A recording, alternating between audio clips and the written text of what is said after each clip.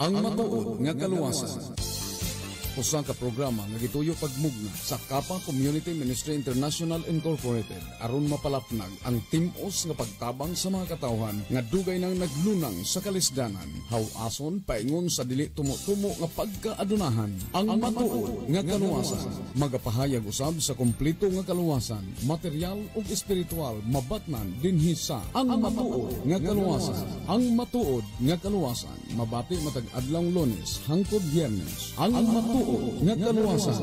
O karon ania ang inyong founder sa Kapa Community Ministry International Incorporated, Pastor Joel A. Apolinario sa programang Ang Matuod nga Kaluwasan.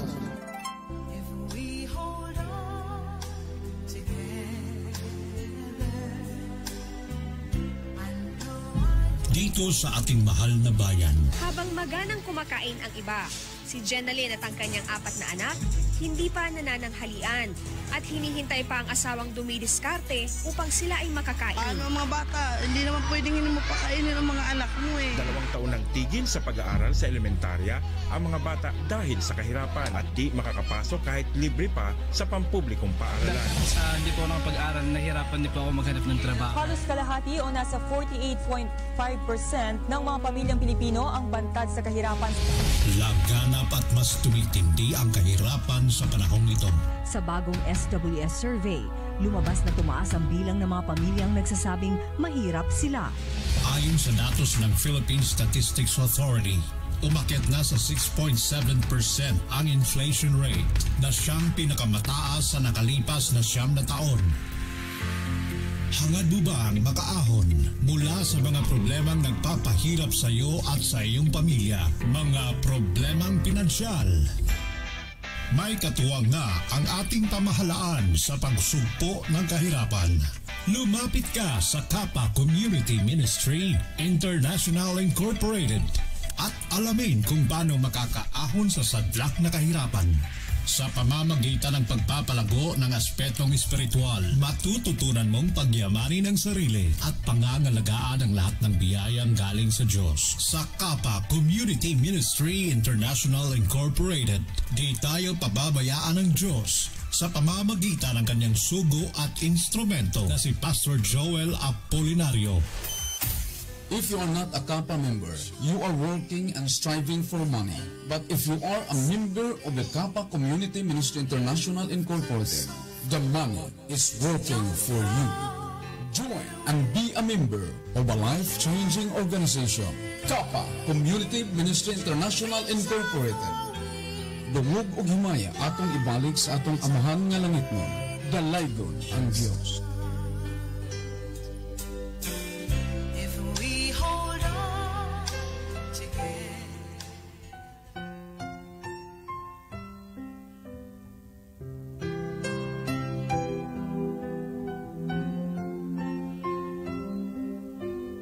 Don't lose your way with each passing day. Well, good morning, good morning, good morning, good morning, good morning, good morning, good morning, and happy listening. Happy Tuesday morning. Lahat po ng mga member ng Kapa Community Ministry International Incorporated at sa lahat po ng mga hindi pa members and sa lahat po ng mga detractors. Magandang umaga din sa inyo. Dahil kung wala kayo, hindi po kami ganitong sumisikat. At dahil sa iyo, nagkakaroon na po ako ng Doctor of Humanities Award. Celebration po namin nung linggo. Yun, makikita ninyo po sa screen yung ating award. Ito'y isa na namang malaking karangalan na ibinibigay po sa atin ng Doctors All Nation College. All Nation College, ako po'y nagawara ng isang parangal na naman at ito'y malaking achievement at pinapasalamatan po natin ang mga taong nakikita po yung mga effort ng mga taong gumagawa po ng kabutihan sa kapwa. So, yun na nga ang ating yung karangalan na nakamtan po at nakamit sa pamamagitan po ng All Nation Challenge. And coming po yung ating yung sa global surprise na lang siguro yun, no? Baka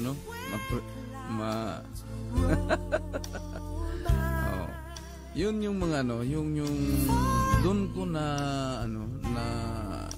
discover din na may marami palang mga tao na patuloy na gumagawa ng mabuti, ngunit hindi po napansin ng even the government itself, no?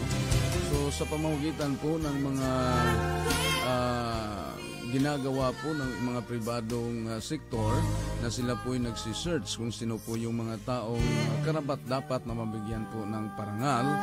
At yun nga, ang dami po namin. We are almost 20 persons.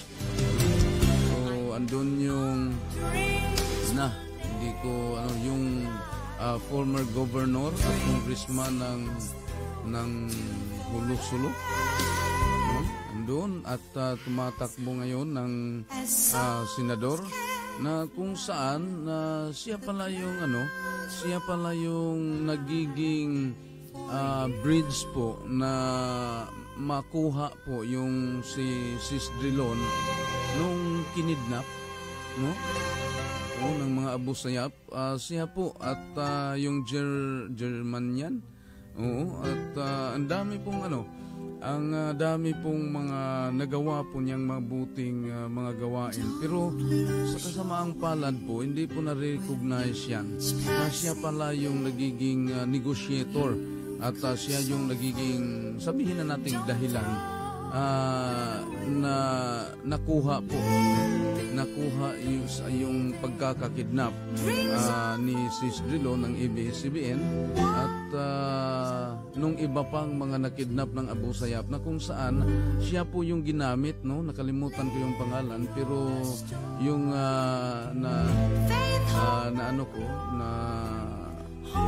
na-remember, no? Natandaan ko lang yung sinabi niyang siya po ay isang princess. Princess daw siya ng Hulusulo. So, yun nga, nakita ko po na mayroon palang mga taong palihim na gumagawa ng mabuti. Sabi pa niyo sa akin, kahit naman wala po akong recognition at hindi po ako na-recognize ng mga tao, ang importante lang po sa akin ay nakatulong ako. Maganda yung adikain at maganda yung puso ng babaeng yon na magpapili po, no, taga Hulusulo, magpapili po pagka senador. Yun yung suportahan po natin, no? Meron na tayong 3, Bongo, Bato at yung babaeng yun. So i-research na lang ninyo yun, no? Kung sino yun, pakitingin doon sa mga list of senatorial candidates. At malaman ko yun, alam ko yun dahil matandaan ko yung hindi ko lang mabigkas, no, sa aking bibig dahil pero ma-familiarize ko kasi Muslim yung pangalan. So yun nga, suportahan po natin, no, yung babaeng yun dahil ang dami, no, nagiging congressman, nagiging gobernador, marami na po siyang karanasan doon sa politika. At yun na nga, nung pagkakakidnap ng mga yung nakidnap ng mga tao, isa na doon si Sis Drilon ng ABS-CBN na kung saan siya po yung nagiging susi, no? Siya po yung nagiging susi na makuha po doon sa pagkakakidnap si Sis Drilon at iba pang mga tao. So malaking malaking record. It is really a record breaking dahil po binuhuis po niya yung kanyang buhay kung sakasakaling papatayin siya doon ng mga abusayan o kung sino mang mga tao yung magtangka sa kanyang buhay, hindi niya po iniintindi yun. Importante, sabi niya, ay ako po'y makakatulong at makagawa din ng mabuti sa kanyang kapwa-tao. So lahat po ng mga adhikain at layunin po niya sa pagtakbo bilang senador ay lahat po ay mabubuti, no? Lahat po ay mabuti at talagang makatulong. At kung tayo naman andon siya tapos andito din tayo sa kapa, pag nagkakaroon po tayo ng medyo problema, so madali nating tawagan yung ating mga kaibigan. Kaya nga ngayon nagkakaroon po tayo ng mga kaibigan din na pwede po nating tawagan dahil po doon sa mga connections po natin. So maliit lang po yung mga problema, pero kailangan po din natin si Senador Gutok po yan. Good morning, Pastor. Gutok ba yun? Yung kanyang pangalan, hindi lang Gutok. Sige. Text nyo kung sino yun. Okay, para ma-recognize din natin. No? So, yun. At meron po tayong isa din, yung sige lang, bukas, no? May nakilala din tayong tumatakbo ding congressman, no, sa party list. So ayun, bigyan po natin ng malaking suporta po yung mga natin. Ay kay Congressman Franco Tito ng Cumbal Province. Magandang umaga. At kay Konsihal Joel Padoran ng medical director po natin dun sa Tagum Doctors. Napakabuti po. Napakabait po niyan. So kailangan po natin happy and blessed day, beloved founder, Dr. Pastor Joel Apolinario. I love you. Kapataytay. Andoon. Maraming salamat po sa mga lahat ng mga taga Quezon City, taga Taytay, at saan pa yung isang leader na at na nakapunta doon. Maraming salamat sa inyong suporta. Nagkakaroon po kami ng picture taking dahil hindi po mapigilan po yung ating mga members na magpa-picture talaga dahil love na love po nila ang kanilang founder. Maraming salamat sa inyong suporta at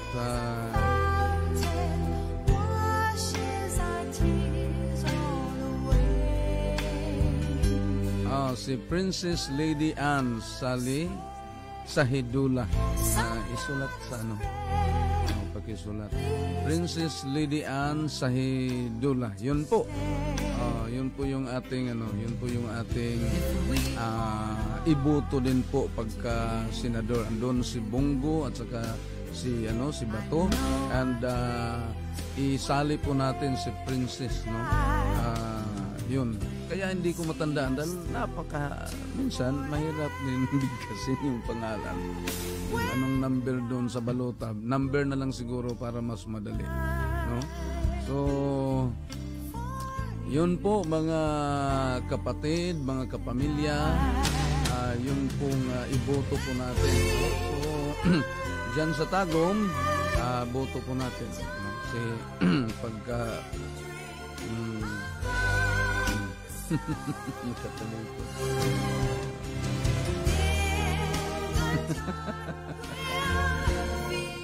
Kitang-kita yung ating yung likod. At naghang pa.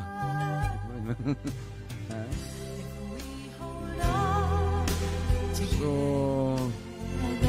sa lahat po ng mga members, ayan, wag po natin kalimutan, suportahan at iboto po natin yung mga kandidato po na andito. At kay doon sa kahapon, nagkausap kami ni Mayor Miguel ng Coronadal, ng Marbel, no? Okay, sa mga taga Marbel, iboto po natin si Mayor Miguel. Anong apelyido? Si Miguel sa Marbil, no, yung incumbent mayor po natin. And si ano din po, si Mayora Hani, Mati, yung apelyido. So, iboto po natin yan, no? At suportahan po natin.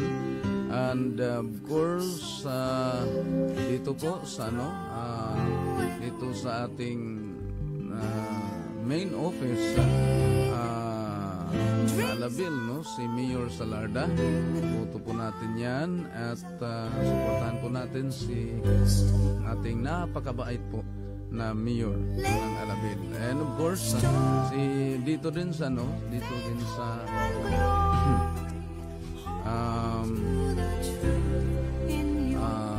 Jinsan, no? General Santos City. If we hold on together, I know Si Mayor Rivera. Okay, suportahan din po natin. see us through to forever, where clouds roll by. For you and I, souls in the wind must learn how to bend, seek out stars. Okay, patuloy po tayo. Meron po tayong kinuhang papel. Okay. So, dyan din sa Davao del Sur, wag po nating kalimutan iboto at suportaran po yung si Governor Cagas and si June Blanco Malasa, pagka-board member. And sino pa? Dito din si Governor Steve, no, at si Vice Governor Peralta sa Sarangani. And sa lahat po ng mga ating mga susuportahan dun sa yung party list, yung PBB at yung isa din yung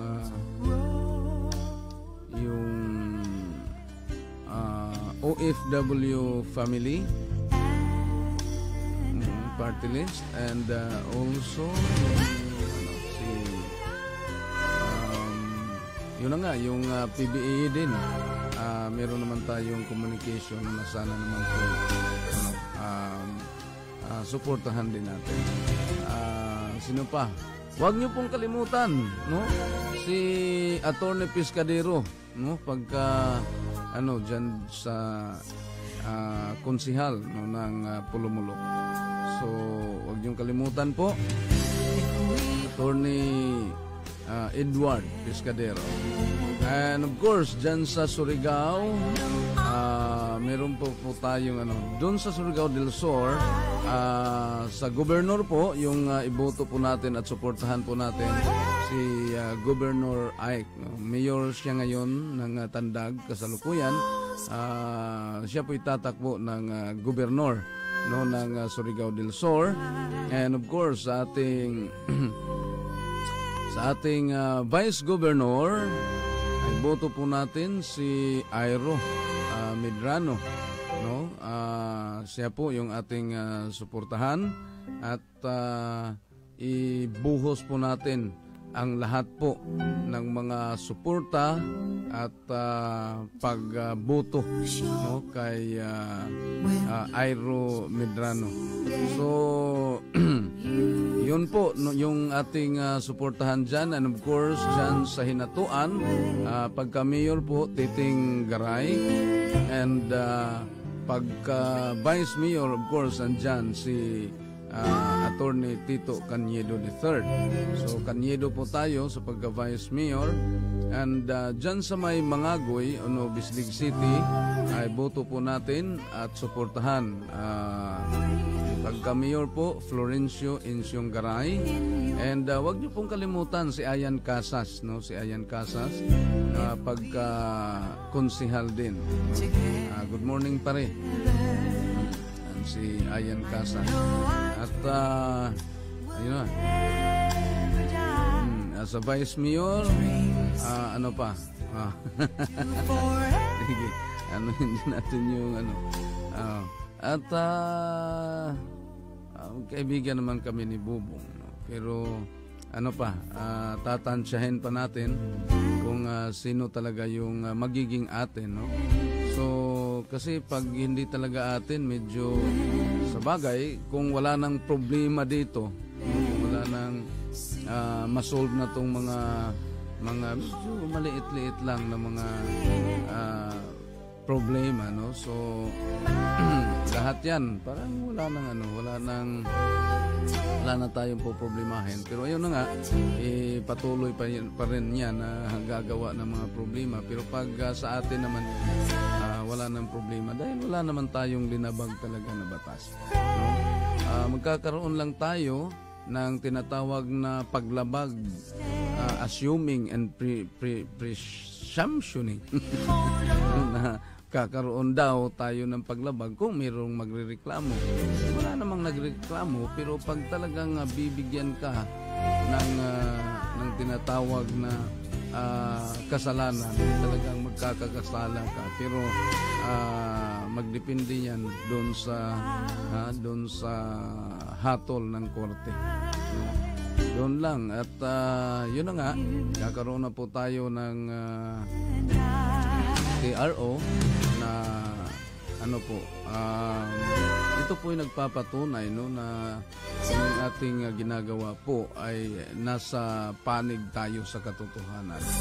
So sa lahat po ng mga members na kung saan, ito po yung ano ko, lahat po ng mga members, pag kayo po ay nakakakita ng post, dahil tuwang-tuwa yung mga tuwang-tuwa yung mga taong mga detractors dahil tinutulungan natin na magkalat doon sa mga pinopost nila.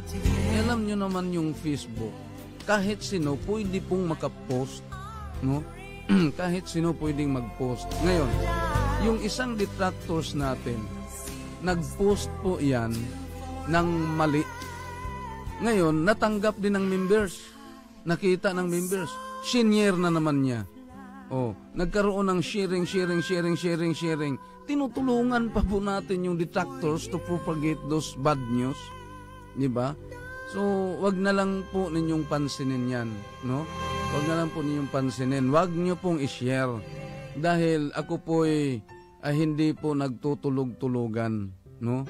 Ako po ay 24/7 po yung ginagawa ko na masolve po ang lahat ng mga problema. Sa daming mga problema na binabato po sa atin, wala po silang nakitang sila po'y nagtagumpay. Ngunit sa kabila ng lahat, tayo po'y hinirang at nahirang na magiging matagumpay. All you have to do is to trust me. Magtiwala lang po kayo sa akin. Trust me.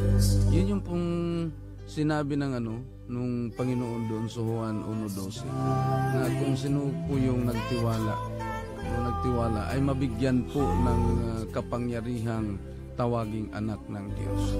So kayo po mga members, lalong-lalo na po sa mga nagfi-Facebook, no?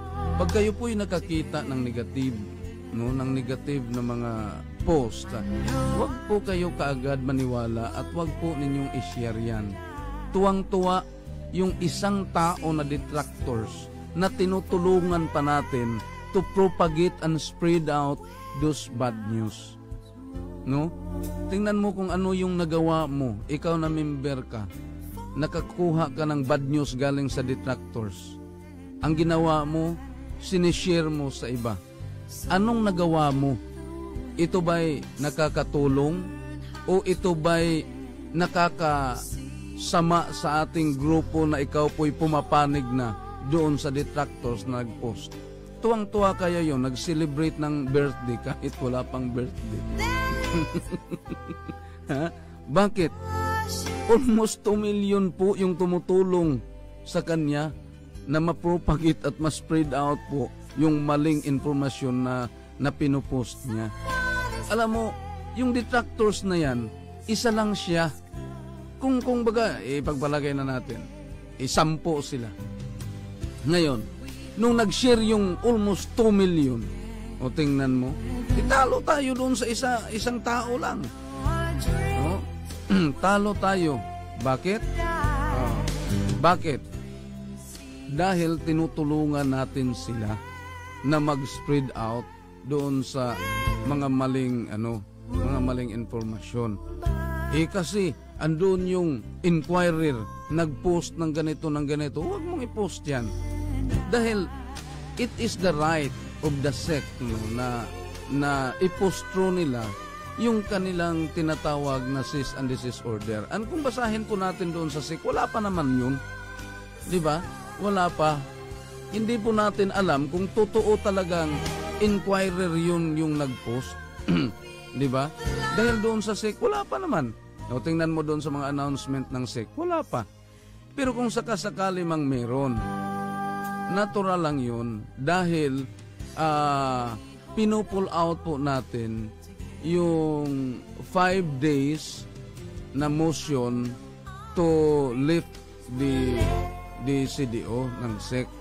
Pinupull out po natin, meaning hindi po tayo nakapagbigay man tayo, pinupull out natin yung request po natin to lift the CDO, cease and desist order. Pinupull out po natin yun. Bakit? Dahil ang ginawa po natin, dahil pinull out natin, sa isang dahilan, nakukuha tayo ng TRO. Dahil yung request, hindi yun masyadong mabisa. Hindi po natin alam kung ano po ang nasa isip din ng SEC. So doon po ako sa pinaka mabisang pamamaraan sa pamagitan ng pagkuha ng TRO. So, hindi po nila nakita, hindi pa nila natanggap yung TRO po natin. Tapos lumagpas na po tayo sa 5 days. So ipupulso nila na magiging permanent yun. Dahil hindi pa nila natanggap yung TRO. Ngayon, ibigay na ng sheriff, no, sa Manila yung TRO, doon pa magkakaroon ng tinatawag na informasyon yung SEC. Hindi naman po siguro makabatas, no, yung ando ng TRO tapos nanatili pa rin yung tinatawag na permanent. Ang mas may makapangyarihan po sa lahat sa mga usaping iyon, iyong judiciary po. Judiciary and SEC, hindi po makapangyarihan ang SEC. Mas makapangyarihan po yung judiciary. So, kaya pumili ako sa dalawa kung alin doon sa dalawa yung kukunin ko at iano ko. So doon ako sa TRO dahil mas makapangyarihan po yung TRO i-compare po doon sa request po natin ng SEC. So yun yung pong ginawa ko para magkakaroon tayo ng tinatawag na matibay, no? Normal lang yun dahil hindi pa po nila natanggap yung ating TRO. So pag matanggap na po yun, ang mangyari, it is very impossible to remain the permanent decision of the Security and Exchange Commission na meron na po tayong TRO. So pag nagkakaganon po, yung TRO at saka SEC, sila na po yung magkakaroon ng usapin na naman, di ba?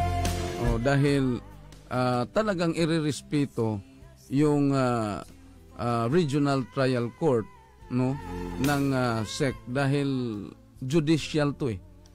Meron po tayong executive and judiciary, no? May yung dalawa yun, di ba? Executive body and tinatawag na judiciary body, no, sa ating batas. So, sa usaping ito, ang masusunod po is yung judiciary. Mas makapangyarihan po ang judicial body, no? Judicial body i-compare doon sa sa isang body naman. O yun. So, nung nagkakaroon po ng text, nung nagkakaroon po ng pagpapost, nagkakaroon po ng ano, kung kayo po ay naniniwala po sa akin, so dapat hindi na po kayo matitinag at hindi na po kayo matatakot doon sa mga balitang yon, dahil andito ako. Ha? Andito ako, umiibig sa'yo, kahit na nagdurugo ang puso. Andito ako talaga. Ako po'y patuloy po na nananalangin sa ating pong may kapal na tayo po'y bigyan ng lakas ng loob, ha?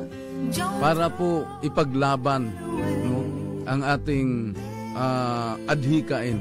Dahil wala na pong iba, wala nang ibang grupo, wala na ibang asosasyon, an organisasyon na gagawa ng ganito. Kung meron man po, inawawala din, di ba? Sa isang iglap, sila po'y nawawala. Meron nga, ang dami doon. Tingnan mo, nag-aaway-away. Problema talaga sila ngayon. At tayo, tingnan mo, ha? Umabot na tayo ng malapit 6 years, no? Pero ang formal na operation po natin is 3 years. Sila, ilang buwan pa lang namumblema na. How much more kung magiging 1 taon yan? Kaya yung sinabi ko, di ba sinabi ko doon sa isang grupo, ha? Na kung saan yung mga members din po natin, parang natukso. Di ba sabi ko, itong grupo na to, pinakamataas nito, 2 months lang. Malapit na sana natupad yung sinabi ko. Meron doon panakanakang members. Noon na nagpamembro, so slowly sila nag-survive. Ngayon, talagang nagkakagulo na. Hindi nila alam nung doon sa isang sila po'y nag-uusap-usap, nandun ako sa likod. Sabi nung isa, paano PE natin dito? Mangingiyak-ngiyak na yung isa. Ano lagi pa naman? Hindi nila alam, no? Ito po'y totoo talaga. Hindi nila alam, ako po'y andon din kumakain. Noon, pumunta yung mga, ang dami nila, mga almost 20. Kakaroon sila ng pagtatalo doon at mangingiyak-iyak na yung isa. Papaano na daw yung niya. Papaano na daw yung pera niya. So hindi nila alam, talagang hindi natin yun member. Dahil hindi po nila alam na andun ako at hindi po nila ako kilala. So walang nakaka-recognize sa akin doon. So sabi ko, ito talagang nakikinig talaga ako sa pinag-usapan nila. Nako. Ang isa nangingiyak-ngiyak na, tapos sabi niya, huwag kayong mag-alala, ganito yung gagawin natin, ganito. Paano yung pila ko? Yun natin. Tingnan mo. Sige, doon pa kayo. Talagang iiyak ka. So, ang kapa po, ay hindi po namumblema ng ganun. Wala po tayong problema doon sa mga blessing o financial assistance po natin. Hindi po tayo namumblema. Sila, ha?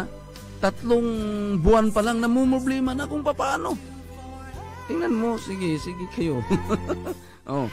Tayo wala tayong problema kahit kung gusto niyo, balik ko sa iyo yung mga ninyo, di ba? Yung mga pera niyo. Mga donasyon, mga kung ano-ano pa. Wala tayong problema doon sa pera. Sila. Naku. Yung problema lang natin, yung talagang mga taong gumagawa ng problema. Yun yung problema natin. Dahil walang nagreklamo, pinipilit nilang magreklamo. Yun yung ginagawa nung doon. Yung kumag na yun. Di ba? Yung ginagawa nila. Palagi tayong binibigyan ng parang magreklamo. Sige, magreklamo kayo. Ito talaga, buti na lang tayo'y pastor, di ba? Kung sakasakaling iba pang tao na ginagawa nila ng ganito, parang naubos na yung pasensya. So, pero tayo, andito yung Panginoon sa atin. Panig po natin ang Panginoon. Kaya tayo'y umuunlad habang sila po'y patuloy na inaaway tayo. Diba? Wala nang ano dyan. Ang problema. All you have to do is to trust me. All Kappa members, just trust me. Sa pamamagitan po ng pagtiwala ninyo sa akin, ako po'y buong-buo na nagtiwala po sa ating Panginoon na siya po'y gagabay at tutulong sa atin. Ika nga, sinabi ko sa inyo, diba? If God is with us, who can be against us? Diba? Meron namang issue ngayon. Hanggang ano lang daw tayo, hanggang eleksyon. E paano? Pagdating ng eleksyon, basta-basta na lang nilang, kung titingnan niyo po, mas grabe ngayon yung nangyari. Kasi pagkatapos ng eleksyon, tapos din lahat nating problema. Bakit? Meron na tayong mga senador. Meron na tayong mga congressman. So kung sino yung nagsasabi na hanggang eleksyon lang, hanggang ano lang tayo, hanggang pagkatapos ng eleksyon daw, o sige, isa na naman tong kasinungalingan. Tingnan niyo yung mga sinasabi ng mga sinungaling na yon. Ha? Oh, yung mga radio station na yon, o tingnan mo, kinain nila yung sinabi niya. Hindi naman nila kinain. Linura. Diba? Ang sabi nila, 5 days lang ang kapa. Ngayon, tingnan mo, kung pakikinggan mo, talagang sinupang naku, palagi silang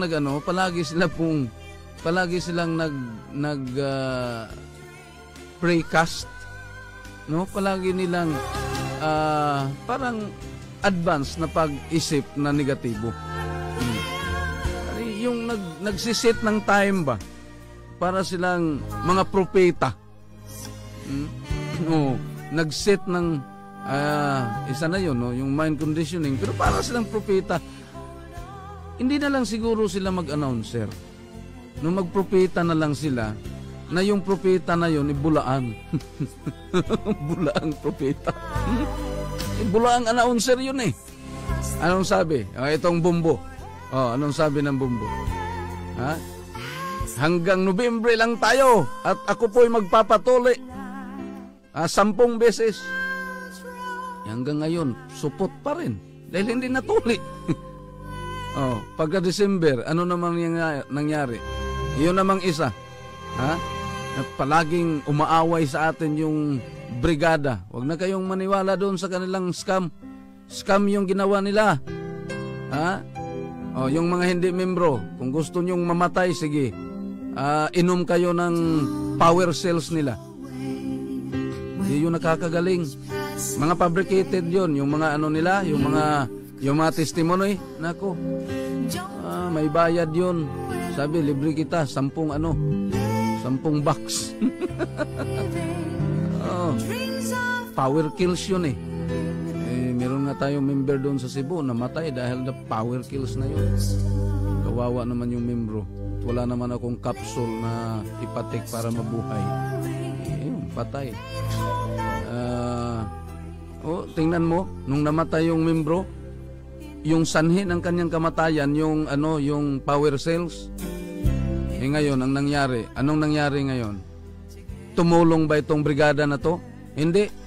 Ako pa rin yung nagbigay ng 20,000 tulong at nagpa-advance ng 2 buwan sa kanyang financial assistance. Anong ginawa nitong tingnan mo, darating ang panahon, magiging member din yan dahil wala nang kita yung istasyonan at TV niya. Saka yung sa Davao din. Ito, digamo na to. Ano alam mo sa kapa? Pero bagay, nag-ano naman sila, parang wala nang pangil yung yung sinasabi nila. Dahil alam nyo, ito'y isang tape ko ako naman isa ding broadcaster. Taga-radyo at taga-media na naman tayo for 15 years. Pag ikaw po'y nagbabalita ng mali, talagang medyo half doon naniniwala pa sa'yo. Pag dinagdagan mo yung mga mali mong balita, ubos na yon, wala nang maniniwala sa iyo. Mayroong makikinig, pero basura lahat yung mga sinasabi mo. Kailan mo mabawi yung kredibilidad mo? Kaya payong kapatid, join na lang kayo and let's have a good time. Diba?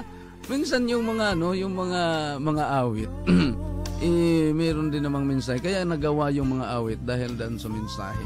Halimbawa, meron sinasabing yung awit ni Jed Manila na The Past. Diba? For there's no sense in going over and over same things as before. So let's not bring the past back anymore. Diba? There's no sense in going over and over the same things as before. So let's not bring the past back anymore. So let's not bring the past back. Dito tayo sa present and future. Maganda naman ito, hindi naman nagdudulot ng kagandahan yung mga past. Meron din yung iba, yung magiging message, no, magiging lesson to learn from the past. Diba? So, yun po. Ang ginawa po ng Kapa, no, yung Kapa, itingnan mo, ito po'y napakaganda pong sinasabi po ng Panginoon. No, sinasabi po ng Panginoon dito sa Malakias 3:12. You know, kung bakit nagiging ganito to, ito po'y nag-umpisa po doon sa Malakay 3:10. Sabi dito sa Tagalog na version, dalhin ninyo ang buong ika-10 bahagi sa kamalig upang magkaroon ng pagkain sa aking bahay.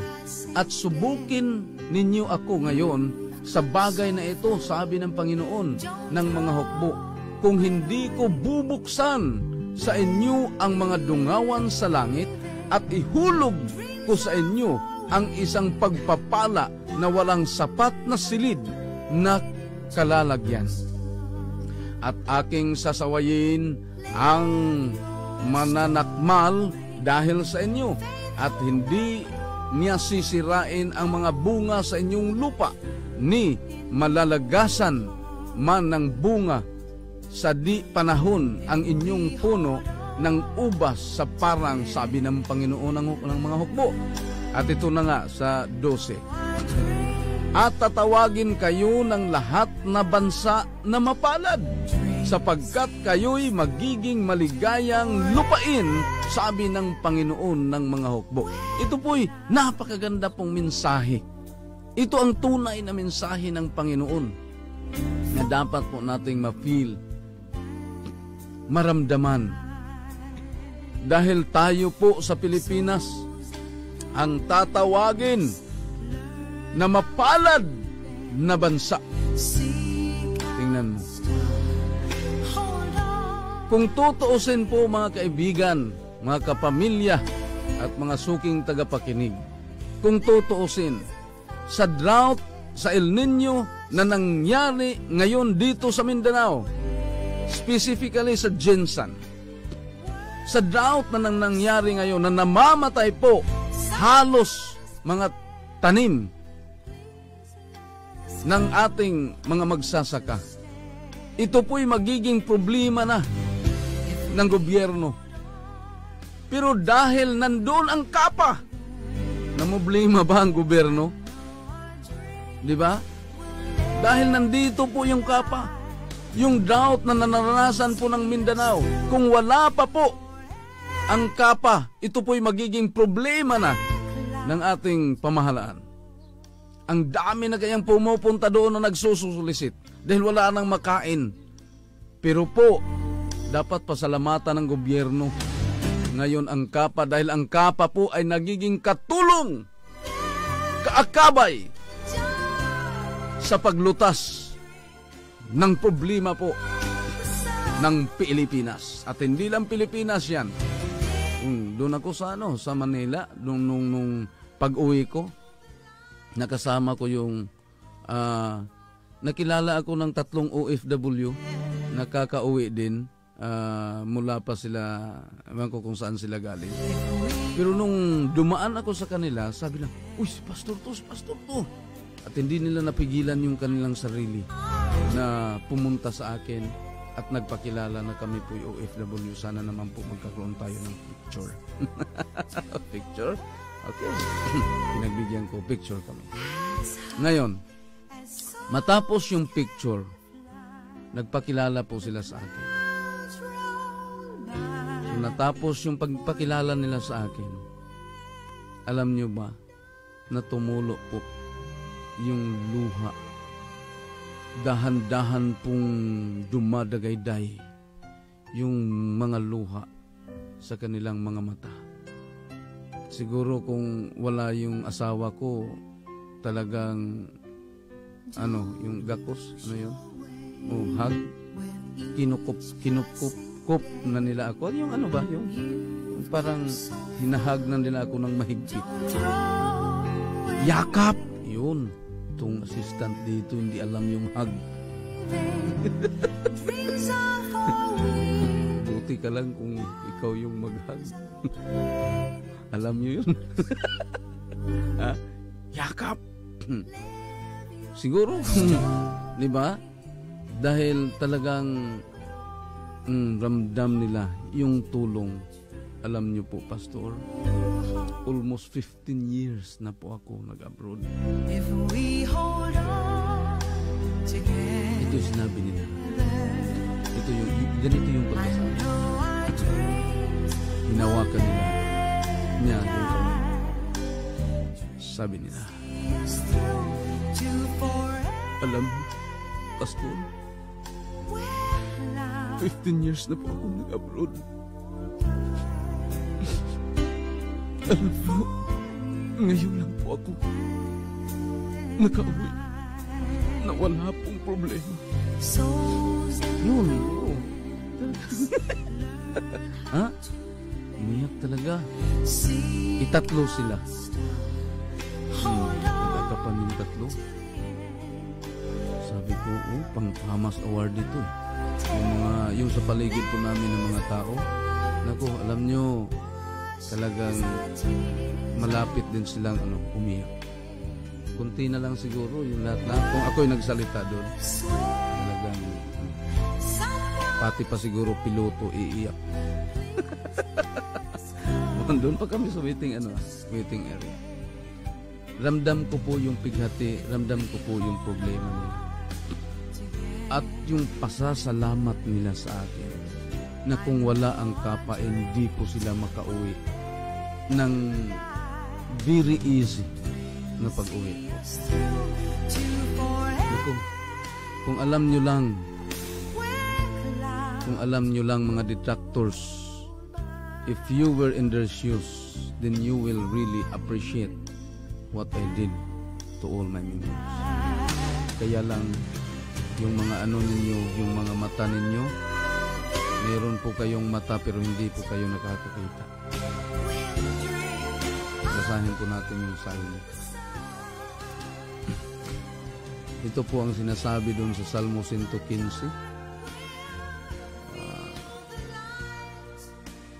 Psalm, Proverbs, ito. 115. Ito po sila meron po silang mga mata. Tingnan mo, basahin po natin. Ito sa 6 at sa 5. Sila'y may mga bibig, ngunit sila'y hindi nagsasalita. Mga matay, mayroon sila, ngunit hindi sila nakakakita. Kayo yun. Meron kayong mga mata, hindi kayo nakakakita sa mga magandang ginawa ng Kapa. Kung papaano naon.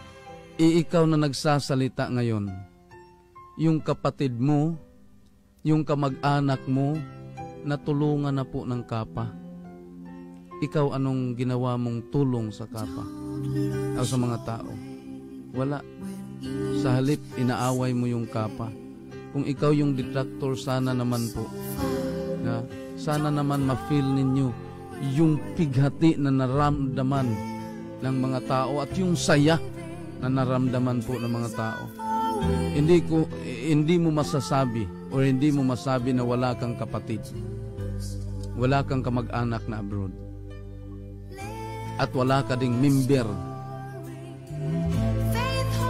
Diba? Wala kang mga kamag-anak na member.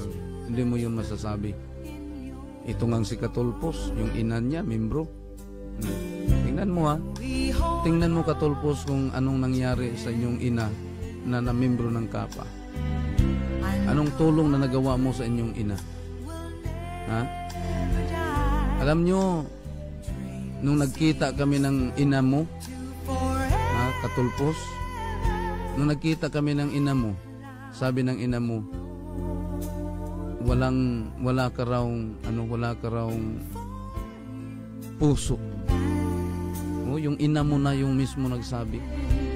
Siguro mas love pa ako ng ina mo kaysa sa'yo. Bakit? Inayakap ako ng ina mo. At nagpapasalamat kung ano ang nagawa ko sa kanya. Ikaw, anong nagawa mo? Meron kang mata, pero hindi ka nakakakita.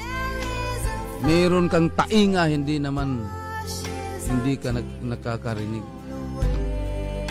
At yung mga tao na nananiwala sa iyo, ano ang mangyari? Hindi, basahin natin dito yun.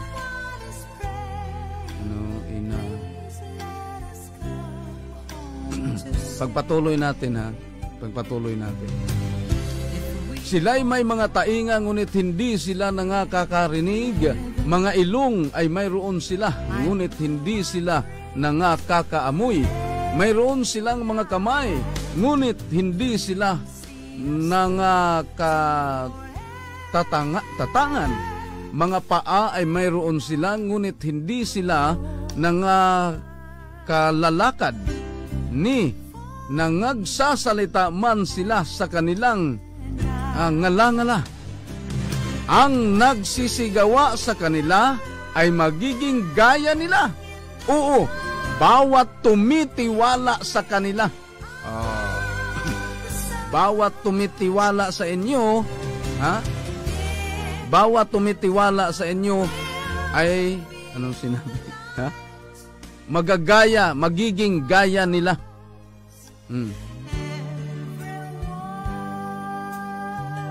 Yung magtiwala sa inyong mga balita na mali, magaya yun sa inyo. O tingnan mo, ikaw nagbalita na mali, yung bumbo dyan na yun, nagbalita ng mali, ikaw Katulpos at sa kadiga mo naniwala kay dyan. O tingnan mo, pareho na kayo. Kung tutuusin, pareho kayo walang mga puso. Kayo po'y mga manhid.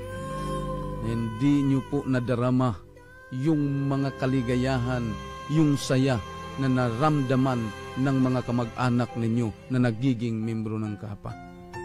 Anong sabi ng nanay mo? Wala kang puso.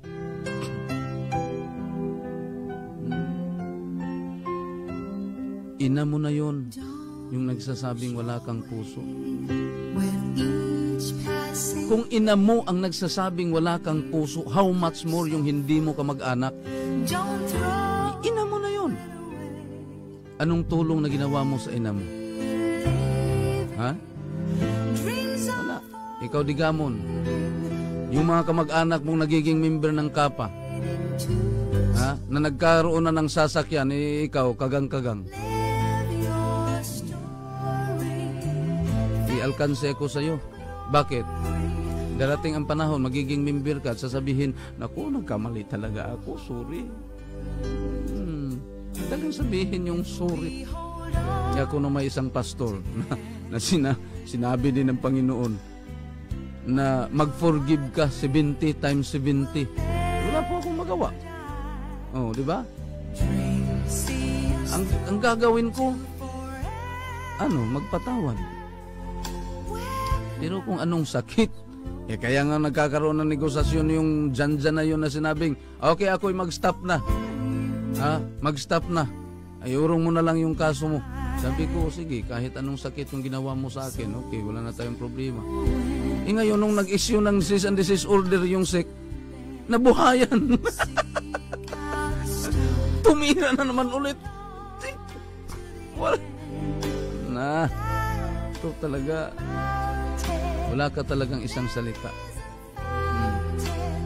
Hindi ka nga lalaki. Kasi yung tunay na lalaki, may isang salita yun. Ako tunay na lalaki, di may isang salita. Sabi ko, sige, kahit ano pang damages na nagawa mo, okay, wala na akong problema.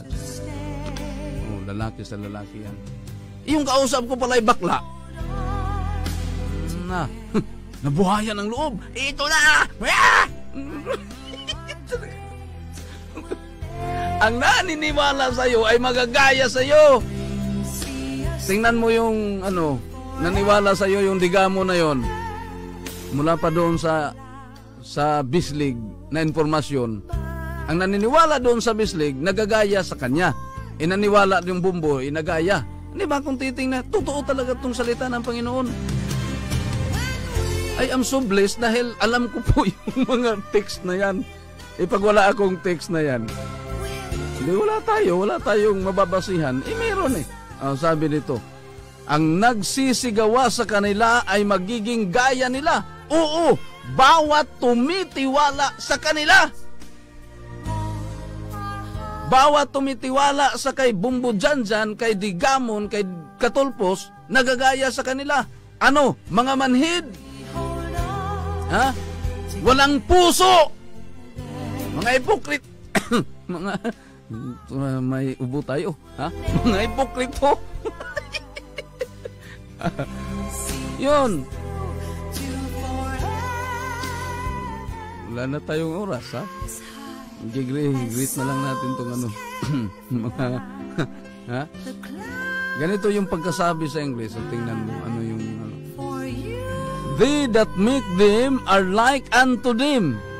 So is very one that trusted in them. Tingnan mo yun. Diba? They that make them are like unto them. So is very one that trusted in them. Buti, very one lang. Kung very many. Everyone. Everyone para to.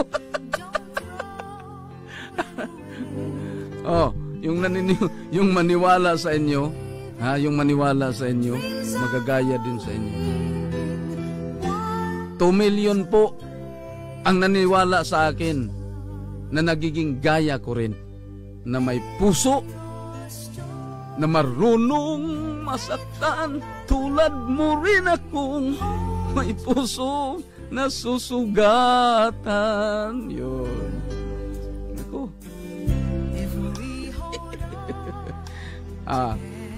Yung mga taong naniniwala po sa akin ay magiging gaya ko. Bakit? Sila po ay meron ng masaganang buhay. Sila po'y nagiging mabait. Sa katunayan nga, wala na po tayong, yung mga member na mga magnanakaw, hindi na po sila nagnakaw. Yun yung katuparan. Basahin natin dito sa Efeso. Efeso 4. Ganito po ang pagkasabi. Ito po. 4:28. Ito po ang, tingnan mo sa Tagalog. Ang nagnanakaw ay huwag nang magnakaw pa, bagkus magpagal na igawa ang kanyang mga kamay ng mabuting bagay upang siya'y may maibigay sa nangangailangan. Tingnan mo. Yung mga members ko na mga magnanakaw at mga tulisan, nanulis pa ba sila? Nagnakaw pa ba sila? Oh, wala na. Sila po'y nagsikap, na gumagawa para, para makapagbigay doon sa nangangailangan. O, di ba? O, nung nagkakaroon kami ng tinatawag na community services na nanmimigay po kami doon ng mga kilo-kilong bigas. O, wala bang tumutulong doon sa amin na membro na magnanakaw? Meron. Pero hindi na nagnakaw. Siya po'y tumutulong na para makapagbigay doon sa mga nangangailangan. Tingnan mo. Alam ba ito ni Janjan at ni Katulpos at ni Hindi. Siguro walang alam sa Biblia lang dahil walang mga puso. Oh. Bakit? Wala silang pag-ibig sa kanilang kapwa. Wala silang pag-ibig. Bakit? Ano yung gagawin ng pag-ibig? Kahit naman yung may pananampalataya ka na pwede mong, basahin mga natin yung sa 1 Corinto 13. Kahit meron kang tinatawag na ang pag-ibig ay mapahinood at magandang loob. Ang pag-ibig ay hindi naghili. Ang pag-ibig ay hindi nagmamapuri, hindi mapagpalalo. Yun yung pag-ibig. Itong mga ito wala tong pag-ibig. Kaya sinabi ng ina niya, walang puso to. Kasi pag may puso ka, may pag-ibig ka. Diba? Cebuano, ang gugma mapailubon, og mapuanguron. Ang gugma dili masina. Masinahon man eh. Ang gugma dili andakan sa iyang kaugalingon. Ang gugma dili muburot. Ang gugma dili magawi og kalawayan. Dili magpangita sa iyang kaugalingon. Dili masukanon. Dili magtagad sa dautan. O tanawa? Ang gugma dili magakalipay sa pagka dili matarong. Kundili magakalipay uban sa kamatuuran. Yun yung pag-ibig. Alam ba ng mga detractors yan? Hindi. Ang alam nila at alam ko, wala na po tayong oras. Okay, so, hain na lang dito sa mga kay Madam Rina nakikinig ngayon.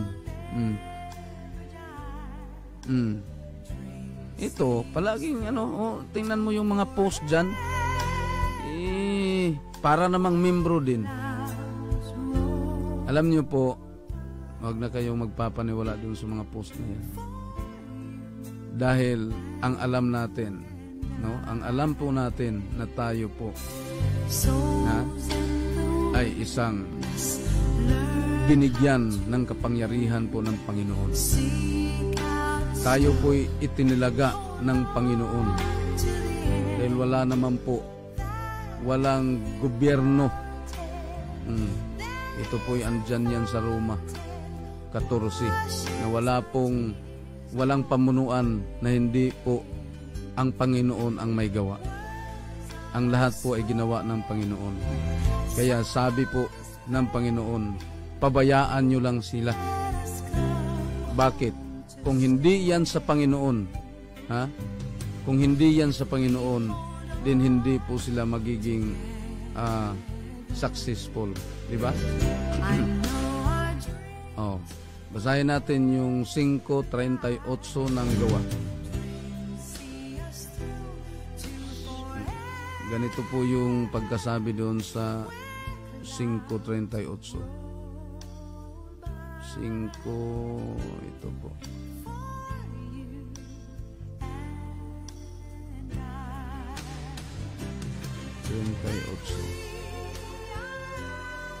Sa Tagalog. At ngayon sinabi ko sa inyo, huwag kayong mga kialam sa mga taong ito at pabayaan ninyo sila sapagkat kung ang pasyang ito o ang gawang ito ay sa mga tao ay mawawasak. Tingnan mo.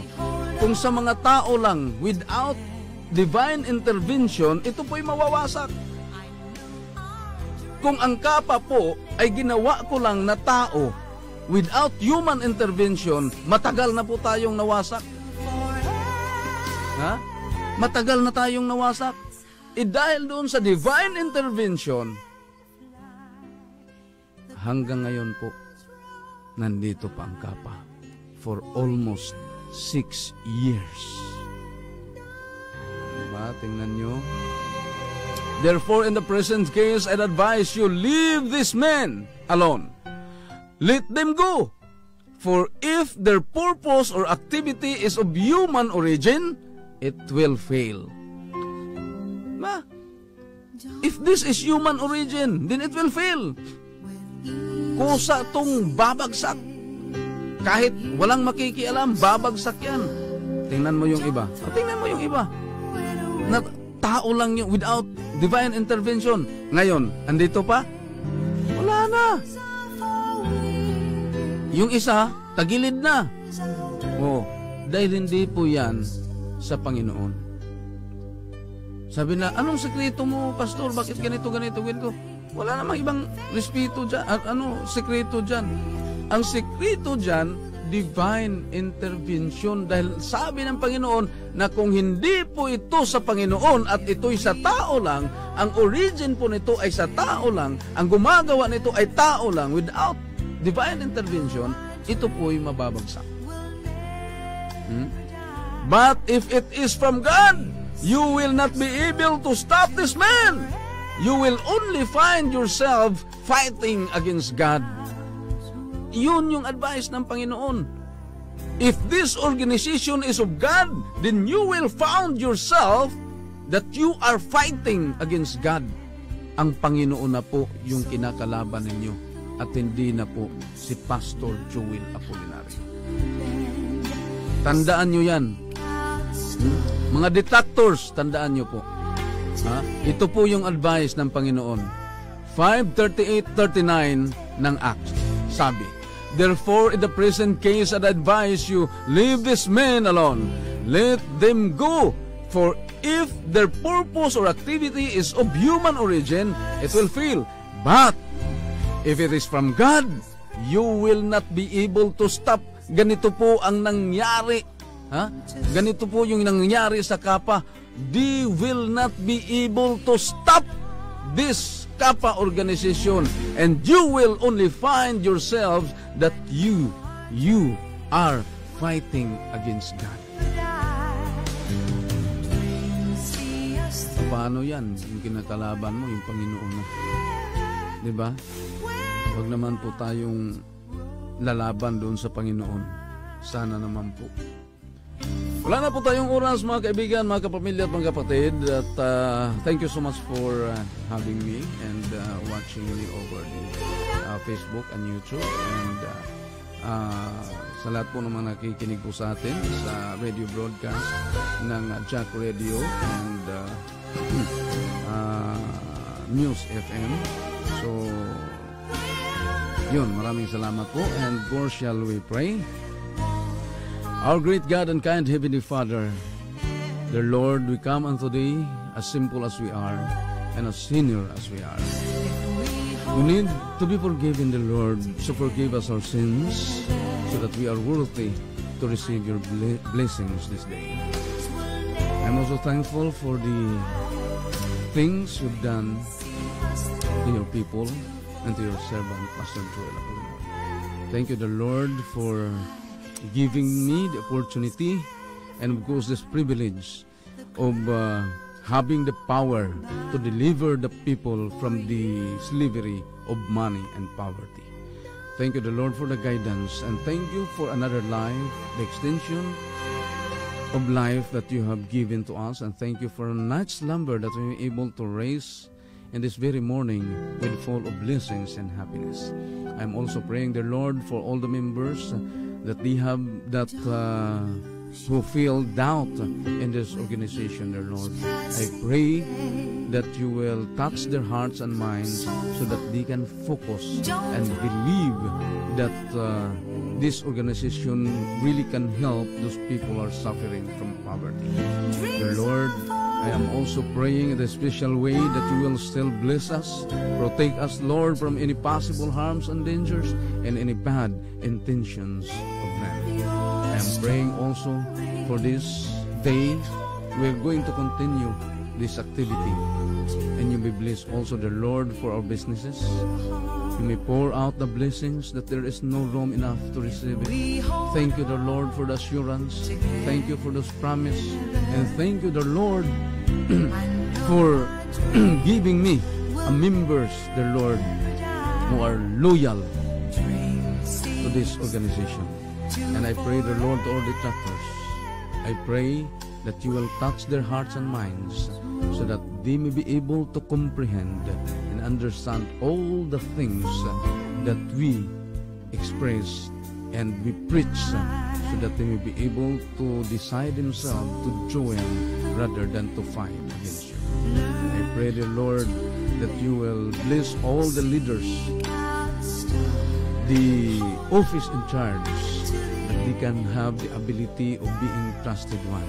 I trust in the Lord with the purest heart. I am also praying for all the government officials. I pray especially to the Securities and Exchange Commission, that they may be able to understand, the Lord, what we are fighting for. I pray also for everyone and to all the members who are suffering from any kind of diseases and illnesses. I pray, the Lord, and I am raising my hands, symbolize your power, dear Lord, to bless them and heal them right now. Thank you for the assurance and the blessings. Thank you for answering our prayers and forgiving our sins. In Jesus' holy name we pray. Amen and amen. Maraming salamat po. Wala na po tayong oras. Ito po ang inyong pastor, founder ng Kappa Community Ministry International Incorporated, magsasabing, if God is with us, who can be against us?